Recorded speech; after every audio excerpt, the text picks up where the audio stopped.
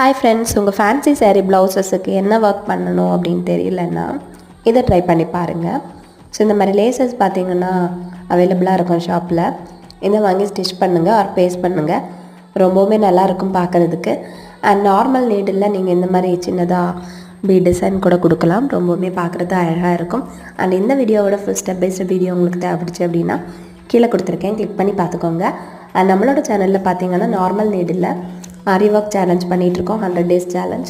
So ரொம்ப low பட்ஜெட்டில் நம்ம கையாலேயே நம்ம பண்ணுற மாதிரி டிசைன் பண்ணிகிட்ருக்கேன். ஸோ தேவைப்பட்டுச்சுன்னா நம்மளோட சேனலை விசிட் பண்ணி வீடியோஸை பாருங்கள்.